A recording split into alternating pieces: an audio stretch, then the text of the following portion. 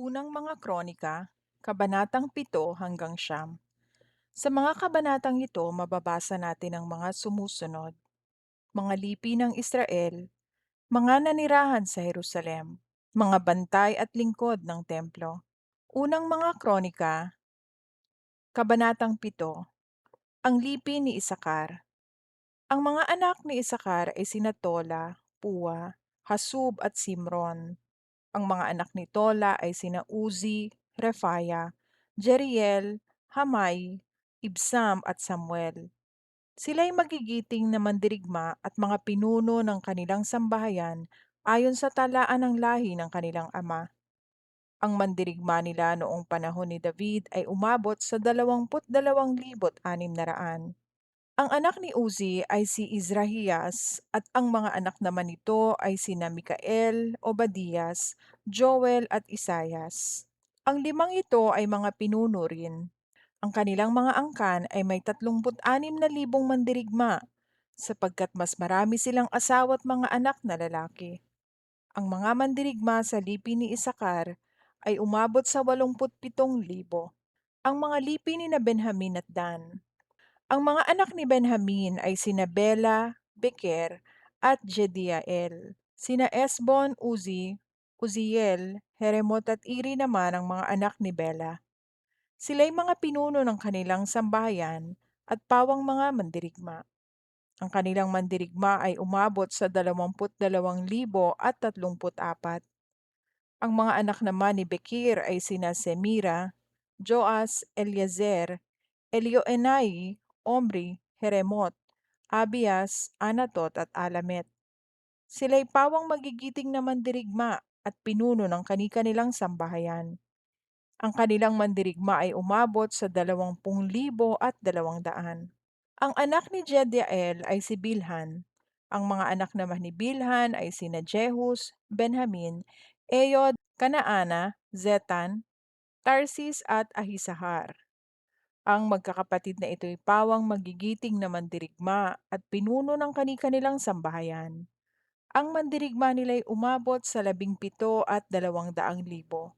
Ang mga Supamita at Hupamita ay buhat sa lahi ni Ir.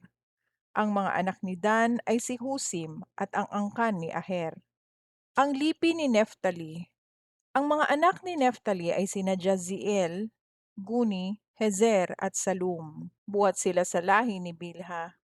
Ito naman ang mga anak ni Manases sa asawa niyang Aramea, Azriel at Makir na ama ni Gilead.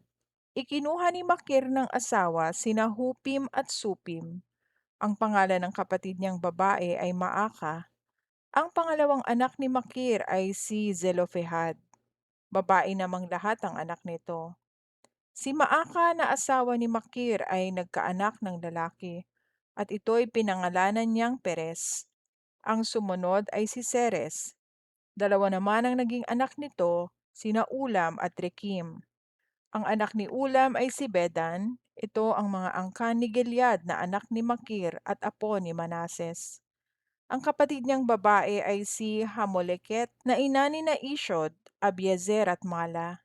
Ang mga anak naman ni Semida ay sina Ahian, Shekem, Likhi at Aniam. Ang lipi ni Ephraim. Ito ang mga sumunod na salinlahi ni Ephraim. Si Sotela na ama ni Bered na ama ni Tahat. Si Tahat ang ama ni Elada na ama ni Tahat. Siya ang ama ni Zabat na ama ni Sotela. Anak din niya sina Ezer at Elad na pinatay ng mga tagagat nang tangkain nilang nakawi ng kawa ng mga taga roon. Matagal itong ipinagluksa ni Ephraim kaya't inaliw siya ng kanyang mga kapatid. Ngunit naglihi muli ang kanyang asawa at lalaki naman ang naging anak. Beria ang ipinangalan niya rito dahil sa kasawiang inabot nila. Nagkaanak pa siya ng isang babae at pinangalanan niyang Sera. Ito ang nagtayo ng lungsod ng Bet-Horon Ibaba, ng Bet-Horon Itaas at ng Uzen Sera. Anak din niya si Refa na anak ni Resef. Anak ni Resef si Tela at anak naman nito si Tahan na ama ni Ladan. Anak ni Ladan si Amihud na ama ni Elisama. Anak ni Elisama si Nun na ama ni Josue. Ang lupaing sakop nila ay ang Betel, at sa dakong silangan ay ang Naaran. Sa kanluran naman ay ang Gezer, Shechem, at Gaza, kasama ang lahat ng mga bayang nasasakop ng mga ito. Subalit ang Bethshean, Megiddo, Dor at ang mga bayang nasa paligid ng mga ito ay sakop ng lipi ni Manases. Dito nanirahan ang mga angkan ni Josue na anak ni Jacob. Ang lipi ni Asher. Ang mga anak ni Asher ay sina Imna, Isva, Isvi, Berias. Si Sera lang ang babae. Ang mga anak naman ni Berias ay sina Heber at Malkiel na ama ni Birzavit. Si Heber ang ama ni na Haflet, Somer, Hotam, Jotam. Si Suwa lang ang kapatid nilang babae. Ang mga anak ni Haflet ay sina Pasek, Bimhal at Asvat. Ang mga anak naman ni Somer ay sina Ahi, Roga, Jehuba at Aram. Ang mga anak ng kapatid niyang si Helem ay sina Zofa, Imna, Seles at Amal.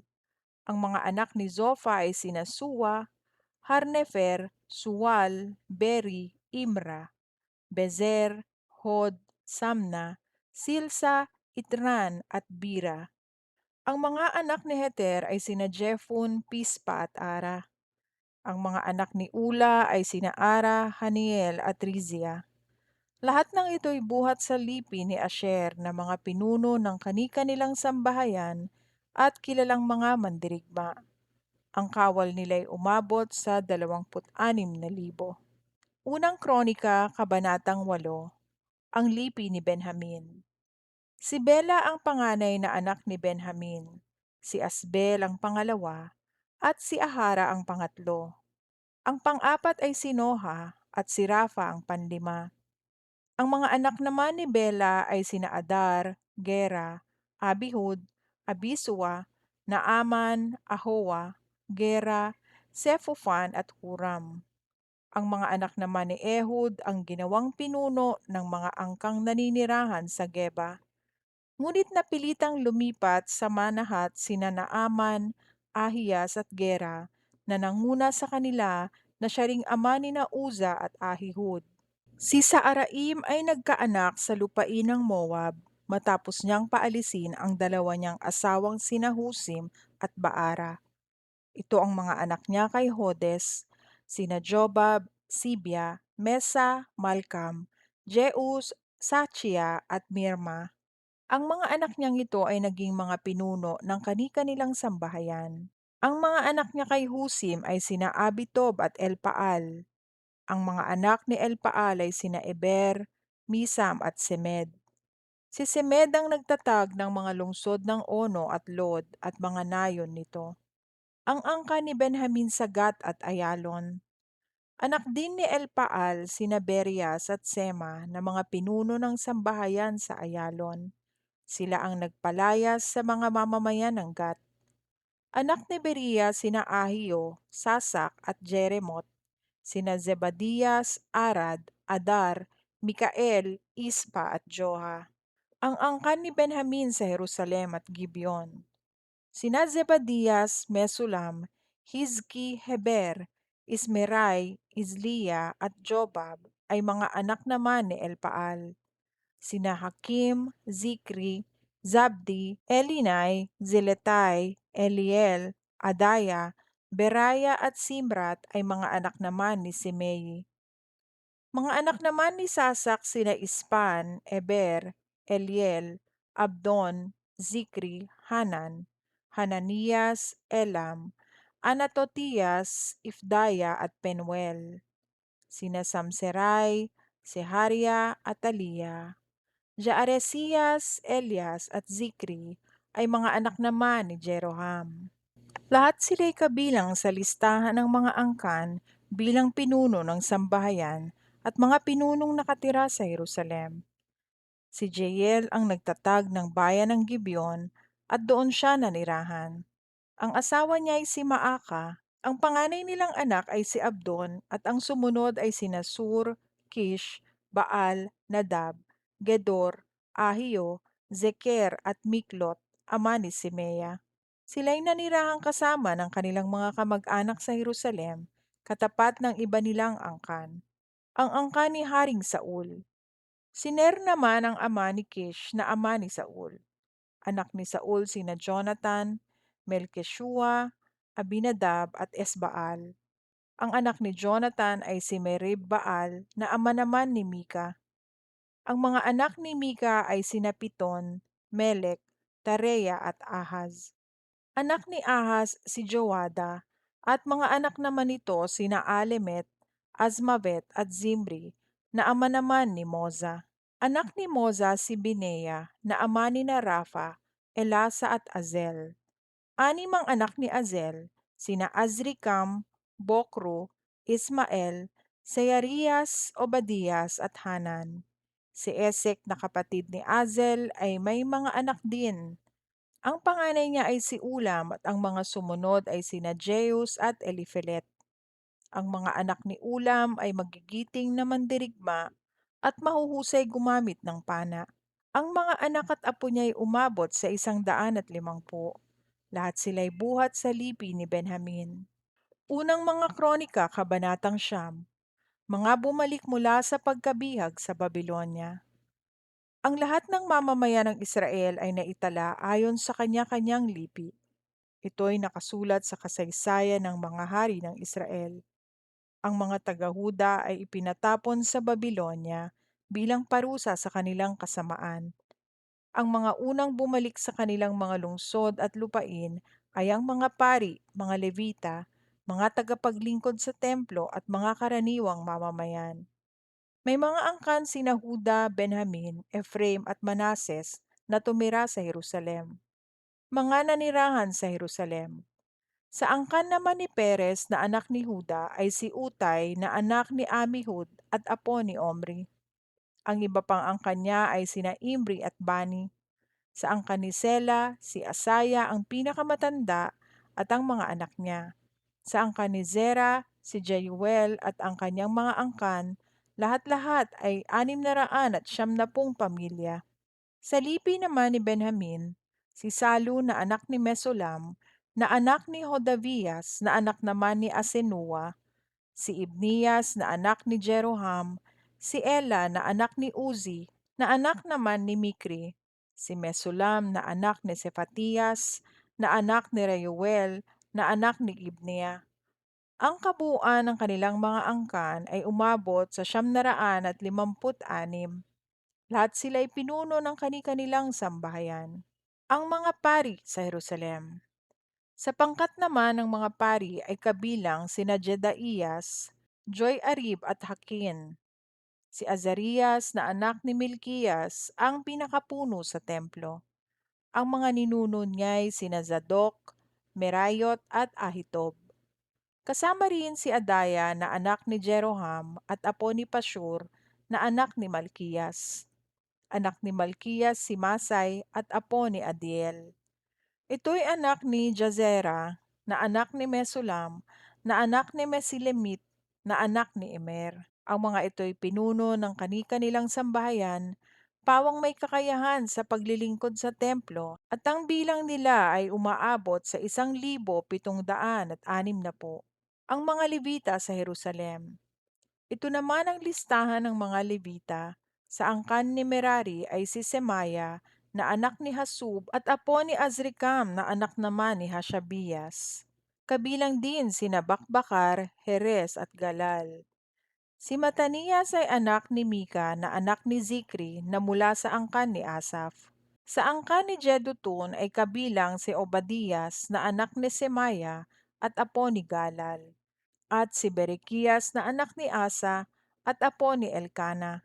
Sa mga nayon ng Netofa sila naninirahan. Ang mga bantay sa templo na nanirahan sa Jerusalem. Ang mga bantay sa pinto ng templo ay sina Salum, Akub, Talmon at Ahiman. Ang pinuno nila ay si Salum. Sila ang bantay sa pintong pasukan ng hari sa gawing silangan ng templo at dating bantay sa kampo ng mga anak ni Levi. Si Salum ay anak ni Kora at apo ni Ebiasaph na anak ni Kora. Kasama nila ang iba pang mula sa angkan ni Kora. Sila ang nakakaalam sa pagpasok sa templo, gaya ng kanilang mga ninuno noong sila pa ang namahala sa kampo. Si Phinehas na anak ni Eleazar ang tagapamahala nila noon at pinapatnubayan siya ni Yahweh. Si Zacarias na anak ni Meselemias ang bantay pinto sa toldang tipanan. Ang lahat ng bantay pinto ay umaabot sa 212. Sila'y kabilang sa listahan ng kani-kanilang nayon. Si David at ang propetang si Samuel ang naglagay sa kanila sa tungkuling ito sapagkat sila'y mapagkakatiwalaan. Sila at ang kanilang mga anak ang naging bantay sa pinto ng templo. Sa apat na panig nito sa silangan sa kanluran, sa hilaga at sa timog ay may mga bantay. Ang mga kamag-anak nila sa mga nayon sa paligid ay dumarating doon tuwing ikapitong araw upang makatulong nila. Kailangan nilang gawin ito sapagkat ang apat na levitang bantay doon ay namamahala rin sa mga silid at kayamanang nasa templo. Doon na sila natutulog sa templo, sapagkat sa kanila ipinagkatiwala ang pangangalaga at pagbabantay niyon. Sila rin ang nagbubukas ng templo tuwing umaga. Ang iba pa sa kanila ay tagapangalaga ng mga kagamitan sa paglilingkod, sapagkat kailangang bilangin nila iyon tuwing gagamitin at ibabalik sa lalagyan. Ang iba naman ay nangangalaga ng mga kasangkapan, ang iba naman ay sa mga kagamitan sa paglilingkod tulad ng pinong harina, alak, langis, insenso at mga pabango. At ang iba pa ang tagatimpla ng mga pabango. Isa sa mga Levita na mula sa angkan ni Kora, si Matitias na panganay ni Salum, ang tagagawa ng manipis na tinapay. May ilan pang mula sa angkan ni Kohat, ang tagaayos naman sa mga tinapay na handog tuwing araw ng pamamahinga. Ito ang mga pinuno ng mga sambahayang Levita na umaawit at doon na rin tumitira sa mga silid sa templo. Wala silang ibang gawain sapagkat kailangang gampanan nila ang kanilang tungkulin araw-gabi. Sila'y mga pinuno ng mga sambahayang Levita ayon sa angkan at sila'y sa Jerusalem naninirahan. Ang mga ninuno at angkan ni Haring Saul. Doon din tumitira si Jelhiel ang nagtatag ng bayan ng Gibeon. Ang asawa niya ay si Maaka. Ang mga anak nila ay sina Abdon, Zur, Kish, Baal, Ner, Nadab, Gedor, Ahio, Zacarias at Miklot. Si Miklot ang ama ni Simeam at ng iba pang kamag-anak nilang nakatira sa tapat ng Jerusalem. Si Ner ang ama ni Kish na ama naman ni Saul. Si Saul ang ama ni na Jonathan, Melchishua, Abinadab at Esbaal. Ang anak ni Jonathan ay si Merib-Baal na ama naman ni Mika. Ang mga anak ni Mika ay sina Piton, Melek, Tarea at Ahaz. Si Ahaz ang ama ni Jara, at si Jara naman ang ama ni na Alemet, Azmavet at Zimri. Si Zimri ang ama ni Moza, at si Moza naman ang ama ni Binea na ama ni na Refaya, Elasa at Azel. Ang mga anak ni Azel ay sina Azrikam, Bokro, Ismael, Seraya, Obadias at Hanan.